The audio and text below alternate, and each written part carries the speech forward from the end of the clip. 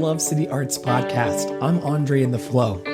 I wanted to create a space where artists could come together and encourage all of humanity through the arts. So welcome to that space.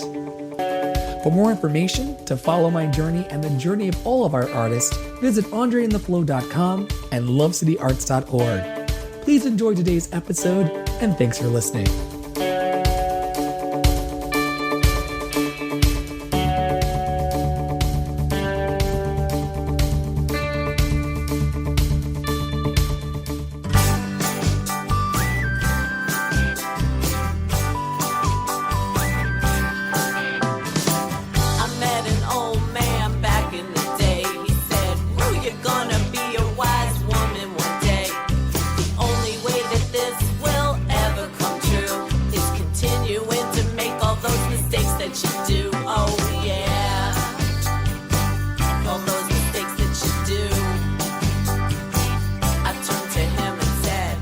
ReW STaRR is a staple of the East Village's eclectic scene.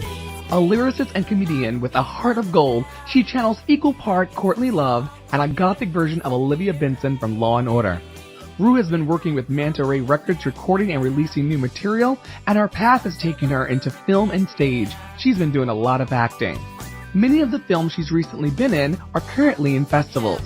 She has been nominated for Best Actress in a Comedy in Garbaggio at the upcoming Hang On to Your Shorts Festival in Ashbury Park. She continues gigging in all dives and shrines wherever she goes. Visit www.LUVREW.com for more details. www.loverew.com. Join me now in my conversation with ReW STaRR as we discuss what it's like to come from a long line of entertainers, following your breadcrumbs, and showing up in new ways for your life.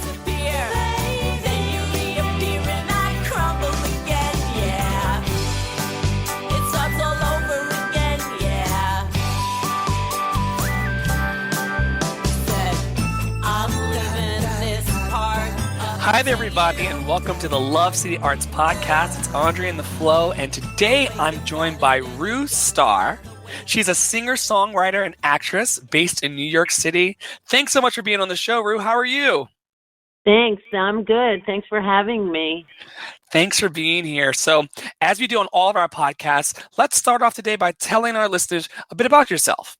Okay. Well, my name is ReW. I was born in the Bronx, but I never really lived there. But I've been a New Yorker my entire life, even though I have had moments of living in other cities like London, Philly, and D.C. I always was like a New Yorker in those places, which made me feel so happy because I always love coming out of the subway and seeing all the buildings. New York City relaxes me, and it's where I've been now for as long as I can ever remember. And I'm an artist. My grandmother was in vaudeville. My mother was an understudy on Broadway. My great-grandmother had a speakeasy on the Lower East Side during Prohibition. So it's just all in my DNA. And I have daughters that are both following it, too. So we just, are a creative family by not choice. It kind of picked us, and I just think of me as always following the breadcrumbs because there's always some carrot dangling to challenge me, and I just follow the dream wherever it takes me, and it takes me a lot of times to very unexpected places, and that's why I love the adventure. It's really an adventure of a lifetime doing art. I love it. Where are the breadcrumbs taking you lately? I know that I saw you doing movies, and I know that you have long-standing gigs throughout the city. Where are your breadcrumbs leading you these days? Well, actually, it's kind of like an incredibly busy time for me, unexpectedly so, truthfully. I'm even though things always are happening, I never take anything for granted, and I'm always just like a little kid in a candy store, like, oh my gosh, I can't believe it's happening. And people say to me, things are always happening for you, and I still never ever think of anything as something that should be there. I always am just so, taken over. I just got my actually first nomination for Best Comedic Actress in an upcoming film festival that's going to be April 22nd in Asbury Park. called Congratulations. It's called the Hang On to Your Shorts Festival. And since I've heard of it, a lot of people told me they've heard of this festival, and I'm just like so amazed. The name of the film is called Garbaggio, and it was really one of the best films I've ever worked on as far as production, crew, equipment. Everything was done so well, and it took, like, of course, like every movie almost takes a year for it to be out after you do the work, but this one has been getting into lots of festivals, and my co-star was nominated and actually won at a festival like a month or so ago, and I was so happy for her and really thrilled, and of course thinking like, I know it has to be her because she's so great, and of course in my little heart I'm like, I'm happy for her, but it would be nice too, but and then all of a sudden they said, we have good news for you, you were just nominated at this festival, and I'm like, holy cow! I'm just, it's a category with so many nominees, but I'm sure everyone is just incredible, and I really I'm excited to participate. It's the first time, so it's great, and I'm shooting this weekend coming up in another film. I'm playing a character named Vicky, and I'm a crazy lady. That's the CBL. And what type of lady? Crazy bike lady. Crazy bike lady. Yeah, that's my character. I'm a crazy bike lady, and it's shooting this weekend, Friday, Saturday, and Sunday. I'll know more about it after it's done, but getting costume and all that stuff together this week. And I have a lot of films that I've shot that are now currently in festivals. A lot of them are in festivals. It's just so cool for me. Like, they're doing quite well. One is called Get My Gun. It's a horror film. I have a teeny little part, but the movie's doing great. Another one is a documentary called Sista's Conversation. It's by this woman, Shelley Seashells, and she's just amazing. She's won some awards with her documentary. And then, a few, of course, you're waiting for them to come back, so I'm waiting to see a few. One just came out today called Bear, and I have a tiny part, but the film is amazing. So you're just constantly working. It seems like there's always something next, even when I have no idea what's next, but I audition a lot, and, I always, do my best that I can and see where it takes me. And as far as music, I was a musician first, and I play locally a lot. I just played this whole weekend too. Like I play in all the dives that invite me to play. I play a lot at a place called Otto's Shrunken Head, which is pretty much my home away from home. It's on 14th Street between A and B. It's a tiki bar, and I was there Thursday night. I'll be there again April 15th. I love Otto's. If you like tiki drinks, even if you don't, you just want to drink your drink in the coolest glass you've ever seen, they have it. It's such a fun vibe there, and they're great. And I play at Sidewalk Cafe a lot. I'll be there. I'm playing 420, which is an easy date to remember, at Bowery Electric. And if someone asks me to play, I'll say yes.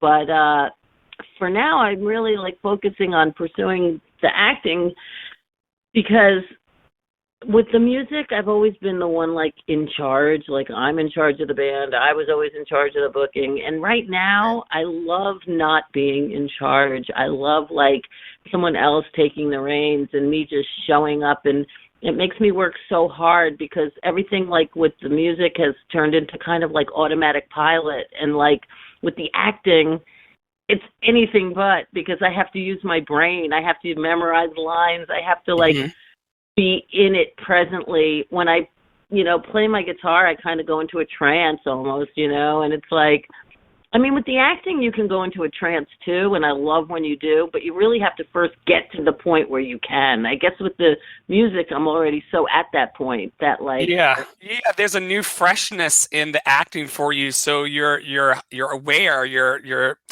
kind of on the edge of your seat. Yeah. You said things are But always happening for you. Is that like a mantra that you have? Like, how do you stay in that space where you kind of just that healthy expectation of, things are always going to happen for me. Is that a thing that you do, or you just kind of stay open? well, well, maybe so. I do like to meditate a lot, and it helps me a lot. And I've learned from other people's guided meditations mantras for me. Like there was this one guided meditation. She was the coolest lady, but she had no funding and she had to shut it down. And I wish I had recorded her, but there was this 5-minute meditation that I used to listen to all the time. And I only retain whatever I can remember. I forget a lot of things, but the things I remembered from her thing was, I am worthy. I am always able to achieve any task at hand. That has become like such a big one for me. Say it one more time, really slow for our listeners. Sure. I am always able to achieve any task at hand. And wow. That is something that I repeat to myself when I can remember to, as frequently as I can, especially in those moments when I'm so and scared that I just say I am able to achieve any task at hand. And then I make up a bunch that I used to tell. I'm a mom, so I used to tell my kids things like, I am a magnet to the best possible outcome of every situation. That's another one that that's good. Okay, say that one more time too, so the listeners can catch it. That's money. Yeah. I am a magnet to the best possible outcome of every situation. Yes. That's the one. Yes. And I hope that our listeners, when they hear that, realize that those are powerful words that, when said, can really change your whole outlook of your day, week, months. It really aligns you with your highest good. So I'll be definitely saying that one myself. And I just try to remember these things because, I'm a really good masochist. I'm a great masochist. And that's why also I put myself into situations that are really challenging because, I don't know, you're only on this planet. We really don't know what comes next. So, I do believe in the everything, but right now I've done a lot of things that I'm glad because it gives me material for songwriting. And now I'm in a phase where I feel like I've been really lucky a lot of times getting out of dangerous situations that I don't want to use my luck like that anymore. Now I really want to use it for my work and be for intentional. My health. Yeah, intentional. Exactly.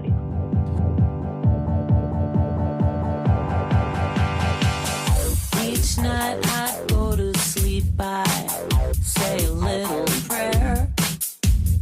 I pray that every day for you I'll be there. Sometimes it gets so hard for me, I swear. Just remember when it's about you, I'll always care. But sometimes I cry, but I still love you. Sometimes I just want to die, but I hold on to you.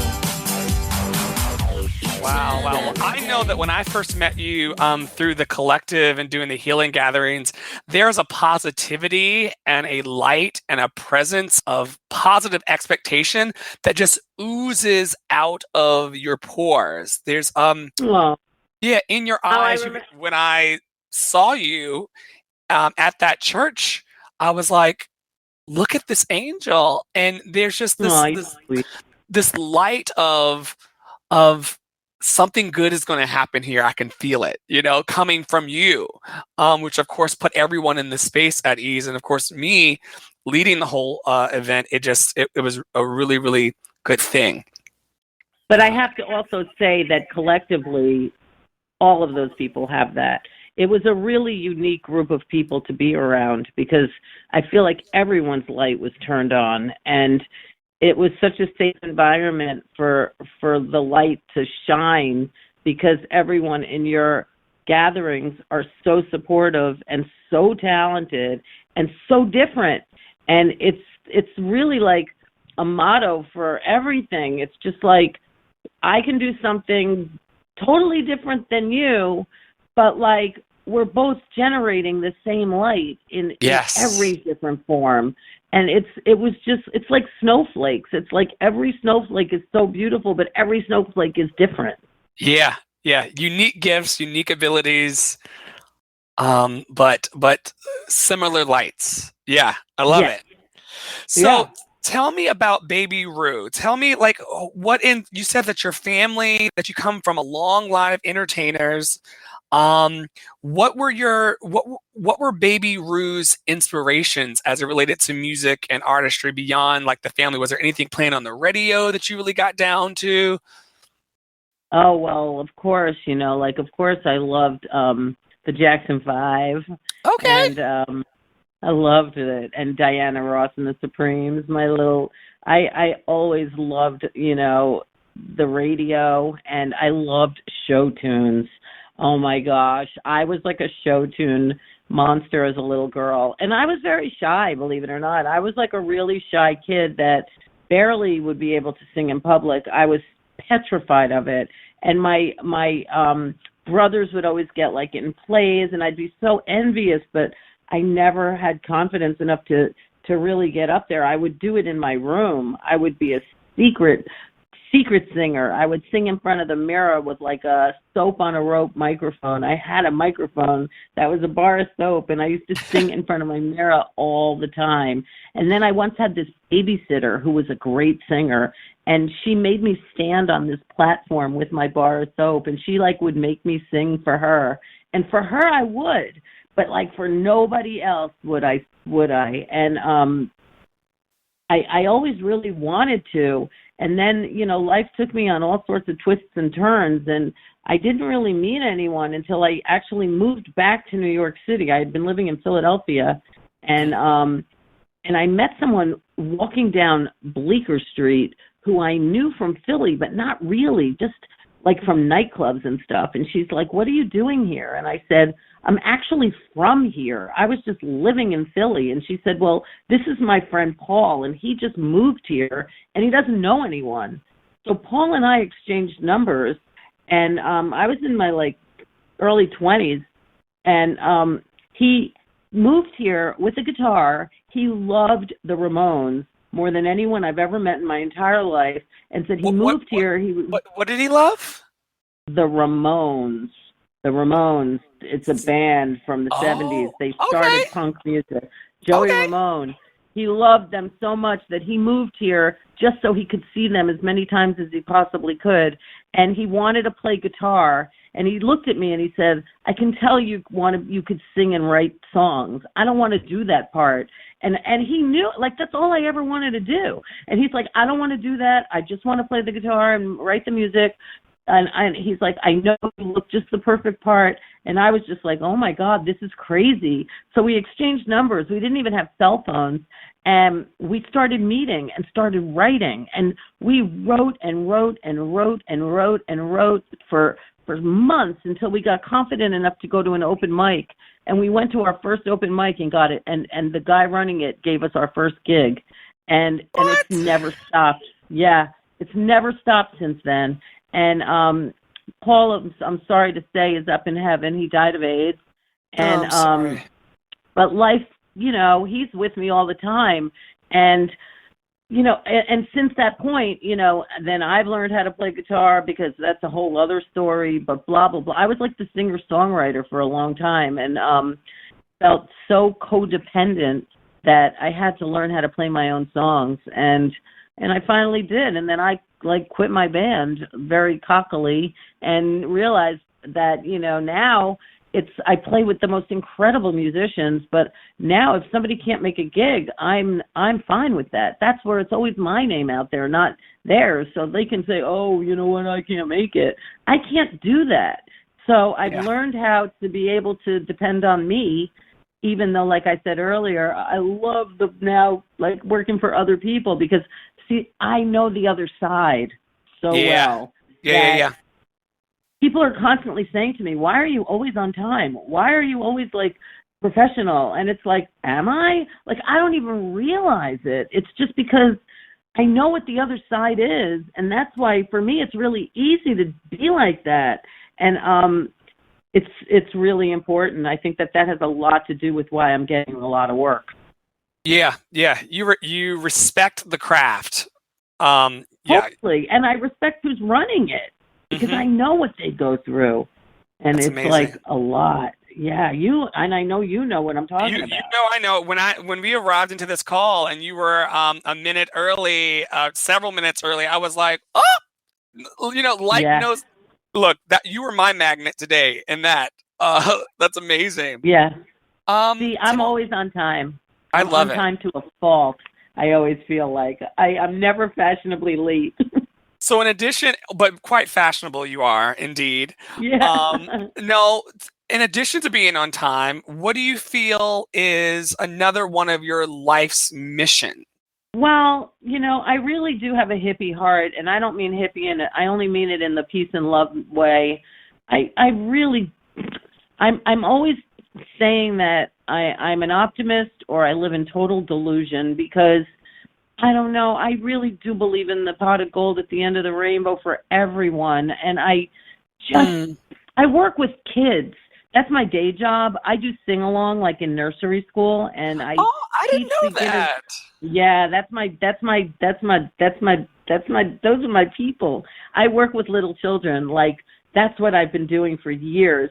After I taught myself how to play guitar, I got asked to do a kid party, and I didn't even know one kid song. And then the woman was like, they're going to pay. And I'm like, oh, really? Give me an 8. And I figured out, like, I figured out, like, I didn't realize that every kid song is like 3 chords, which is like how I write music. And I did the party, and people were like, do you have cards? And I was like, oh, I forgot my cards. And that night I made kid cards, and I've been working in nursery schools ever since. And these little kids, that's where I feel like I get paid to practice guitar, like as a gift from the universe, like, and working with the kids, you see diversity and you see everything. You see how they all love each other. There's no lines anywhere in these classrooms. And I work mainly with like 2 years old. It used to be like 3 months old because I was an early Head Start singing to the babies. But now I work mostly with from 2 to 5 or 6. And then I teach beginner guitar in after school from like 6, 7-year-olds to 10-year-olds. And I'll tell you, from 0 to 10, kids get along. They don't care what you look like. It might be a personality conflict, but they even are honest about that. So I feel like I just believe that the world has potential to get along. I know I'm a dreamer, and that's just, I don't know. I wrote this new song called Bob Weller. I don't know. I'm like addicted to Bob Weller right now, and it's in the tiny. NPR does an annual contest. It's called the Tiny Desk Contest. Yeah. Still enter. People can still enter for the next like few days. So I sent in my entry, and it's Bob Weller, and it's comical. It's like satire but funny, and I have to send it to you. And Please it's do. like I will. All the stuff that hurt me. To investigate all that stuff that stuck me. I want that Bob Mueller investigation inside my body. A Bob Weller investigation inside of me. He'd be better than I've been writing people like, I don't know your politics, but please just get a chuckle out of my Bob Weller song. And people then go really crazy about politics, like by just even saying, I don't know what your politics is. They start telling me it. And I realized in the last few days that my politics is love, peace, chocolate, and no calories. That is my platform. Wait. Okay, I was with you with the love piece, the chocolate. Now, how does no calories factor in? You Because just I love food and I hate calories. so you just don't believe in them. You're just gonna like take I them completely don't. out of the. I do. I want to I'm a take foodie calories. too. Yeah, I just want to really like not make food a guilty thing. I could feel more guilty about food than I can about many things, and I What's don't your want to be favorite? like that. Oh my gosh, I just love so many things. Okay. I have my favorites are things that I probably can't eat anymore because it's dangerous to eat. But so many things are so good. I mean, luckily I love vegetables and I love tofu. I love that stuff. Okay. But I could love chocolate, cannolis, All the anything. things. You know? All the things. Oh my God. Whenever I So go to good. pick up my food from the takeout on the block of where I live, they always ask me, "Sir, do you need 2 chopsticks, or sir, do you need 2 forks?" I'm like, "Oh no, just one. All of this food's for me." Oh, that sounds like good. I like all that food too. Of course, Yep, food I'm is eating. love, man. I'm eating everything. It's so good. So tell me about a time when you made a comeback, where you were temporarily knocked down and you were like, I don't know how I'm going to get out of this situation, and you bounce back. Oh, that happens many, many times in my life. But the thing that just stood out for me right now is my brother passed away. Mm. And, it's kind of a weird story, but I don't really drink anymore, but I did drink a lot at certain times in my life, and I partaked in a lot of experimental adventures, and Yes, I'm grateful for them to a degree, but once you know that it's not good for you anymore, you can't unknow that. So my brother was sick for 2 years. He did have AIDS, and so for 2 years, it was pretty challenging, and it was weird that I stopped drinking during the time he was sick. And when he passed away, I had been working in a nightclub called the Ritz at the time, Okay.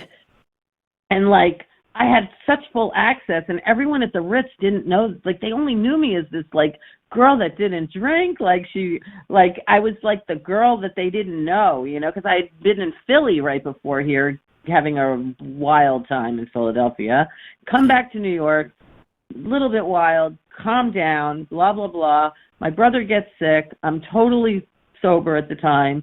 He passes away. And when he was the first person that ever really got me drunk. So when he died, I felt like he was telling me, drink, drink. So when he died, I started drinking a little bit. And then it was the Ritz had a big Christmas party. And I was like, oh, my God, I can't believe I was not utilizing these bars for so long. And the only thing that will stop me is, if I get pregnant. But if I don't get pregnant, I'm going to just be an alcoholic again. Meanwhile, 3 weeks later, guess what? I was pregnant. That universe did not want me to go down that path anymore.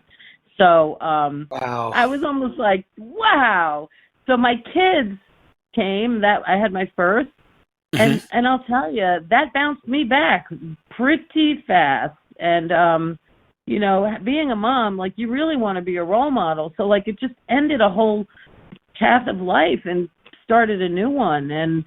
And I have 2 amazing daughters that I am wowed by every single solitary day, who are now artists on their own merit. And I'm just in awe over these exceptional human beings, which brings me to the fact that I knew my kids were exceptional, and I had faith in the future because I see their generation. And now with what's going on with the kids taking charge, these Florida kids, the kids today are blowing me away. And like I said, I work with little ones, and I sometimes think to them and go you're the future. What are you going to do with our future? Are you going to save the world? And now I know they will. And they will. So refreshing. It's so refreshing seeing these children doing what my generation was not able to do. And it's really they're showing giving me. I'm sorry. They're showing tremendous courage and just unapologetic. Fearless. It's very inspirational. It does plant seeds of hope in my heart for sure. Me too. Wow. Okay, so we talked about earlier about your shows coming up on the 15th and on the 20th. Where can our listeners find your full schedule? Is there a place online where they can look you up? Well, yeah, of course I'm on Facebook and all the other places that you can think of, Instagram, blah, blah, blah. But I do have a website that LoveRew. It's LUVREW.com. LoveRew.com. And it has like little pages. You have to go to the page that says ReW's News.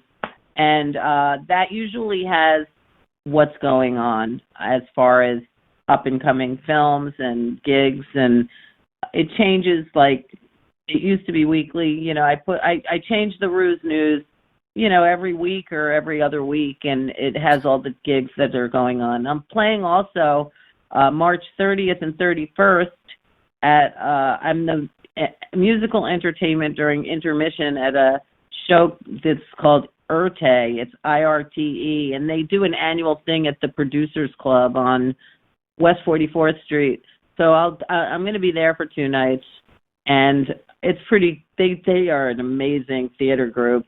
They put on like incredible plays every year, and they somehow keep asking me to come back and do intermission. So I'm doing that, and it will all be on LoveRew in the ReW's News category. Awesome. I know that you're going to have a blast, and I know that the audiences are going to love you because you're just fantastic, ReW. You're just the best. Well, it takes one to know one, Andre. Well, thank you. I have some fill in the blanks for you as I close the episode. And so just give it your best shot, okay? So love is blank. Love is that feeling you get when you see someone or something and your insides just start giggling, and you know your whole body starts shivering, and it's just the most magical feeling, and it's something that we're lucky to experience. Wow. Yes, we are. Joy is blank. Joy is my middle name. And it is. On my birth certificate, Joy is my middle name. That totally makes sense. Freedom is blank. Freedom is the day when we don't have to worry about not having freedom. Freedom is the day when everyone can be proud to be who they are. Freedom is the day where we are able to have conversations with people that we disagree with and drink tea and honey together without getting upset or mad, and just accepting that we don't all have to have the same opinion. And freedom is what I learned from my dog, who goes down the street and sniffs another dog, and if she likes it, she stays there. If she doesn't, she walks away and says, okay, I'll go find a dog that smells good to me, and you go find a dog that smells good to you. Have a nice day. And that to me is freedom. Give it up for Zsa Zsa Gabon. Yes, my little Zsa Zsa. Oh my goodness. Well, thank you, ReW. I love you so very much, and I thank you for coming on the podcast today. Like, this has been a treat. Thank you, Andre. I really love you with the same, right mutually. All right. Have a wonderful evening, and I look forward to hearing. You too.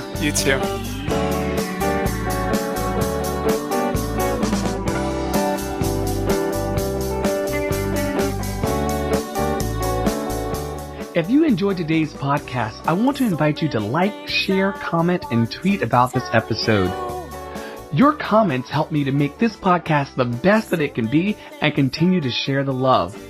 Don't forget to pass this episode on to someone that you may know that might need an extra pick-me-up as well. Also, feel free to visit lovecityarts.org. We've got more episodes, monthly giveaways, upcoming in-person events, uplifting blogs, and a book club on the way. Love City exists to uplift artists, the ones that love them, and the inner creative genius in us all. Thanks so much for listening, and stay tuned for another uplifting episode from the Love City Arts Podcast.